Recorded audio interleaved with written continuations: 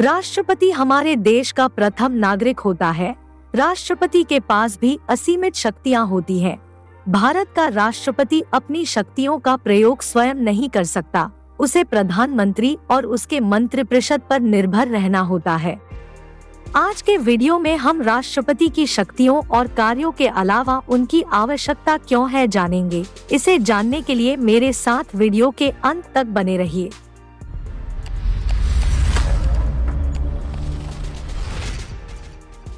भारत के संविधान में राष्ट्रपति को कार्यपालिका की शक्तियां दी गई हैं, परंतु राष्ट्रपति इन शक्तियों का प्रयोग स्वयं न करके वह प्रधानमंत्री और उनके मंत्री परिषद के सलाह पर कर सकता है।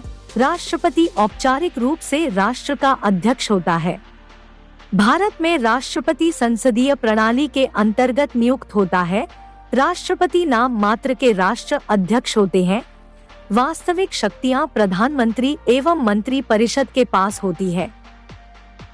राष्ट्रपति की आवश्यकता क्यों? भारत एक लोकतांत्रिक देश है। चुनाव के पश्चात राजनीतिक अस्थिरता बन सकती है। ऐसे में सरकार 5 साल के पहले भी गिर सकती है।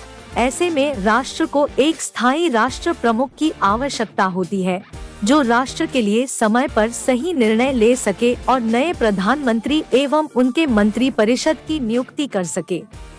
राष्ट्रपति बनने की योग्यता।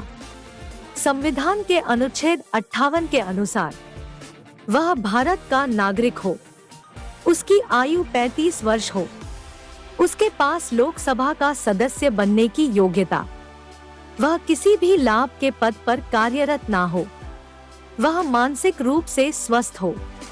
राष्ट्रपति की नियुक्ति। भारत में राष्ट्रपति का चुनाव प्रत्यक्ष रूप से जनता नहीं करती है। जनता के द्वारा चुने गए प्रतिनिधि, जिनमें विधानसभा के सदस्य, राज्य विधान परिषद के सदस्य, लोकसभा के सदस्य और राज्यसभा के सदस्य शामिल होते हैं। राष्ट्रपति के अधिकार। राष्ट्रपति तीनों सेनाओं के अध्यक्ष होते हैं। उनको कुछ विशेष शक्तियां प्राप्त होती है। यदि कोई सरकार गैर संवैधानिक तरीके से काम करती है, तो राष्ट्रपति के पास यह अधिकार है कि वह उसे बर्खास्त कर दे। राष्ट्रपति को देश में आपातकाल लागू करने का अधिकार प्राप्त है। राष्ट्रपति को औपचारिक रूप से संघ के कार्यपालिका की शक्तियां प्राप्त हैं। राष्ट्रपति को पद मुक्त करने की प्रक्रिया। संविधान के अनुसार राष्ट्रपति को केवल एक ही प्रक्रिया के द्वारा बर्खास्त किया जा सकता है। इस प्रक्रिया को महाभियोग कहा जाता है। महाभियोग की प्रक्रिया उन पर तब लागू होती है जब उनके खिलाफ संविधान का उल्लंघन, दुर्व्यवहार या अक्षमता साबित हो जाए। महाभियोग एक जटिल प्रक्रिया है। राष्ट्रपति किसी के दबाव में न आ सके या राष्ट्रपति को कोई और अस्थिर न कर सके, इसलिए महाभियोग की प्रक्रिया को जटिल रखा गया है। राष्ट्रपति के खिलाफ महाभियोग की प्रक्रिया शुरू करने के लिए संसद के दोनों सदनों में से किसी एक सदन, जैसे राज्यसभा या लोकसभा में प्रस्ताव लाना होगा। लोकसभा में प्रस्ताव लाने के लिए कम से कम 100 सदस्यों की हस्ताक्षर आवश्यक है, जबकि राज्यसभा में प्रस्ताव लाने के लिए कम से कम 50 सदस्यों की हस्ताक्षर जरूरी है। दोष साबित होने के बाद राज्यसभा और लोकसभा में वोटिंग होती है। वोटिंग में यदि 2/3 बहुमत हो जाए तो राष्ट्रपति को अपने पद से इस्तीफा देना होगा। इसी प्रक्रिया को महाभियोग कहा जाता है। विशेष कार्यपालिका शक्तियां। राष्ट्रपति मंत्री परिषद की सलाह को लौटा सकता है और पुनर्विचार के लिए कह सकता है।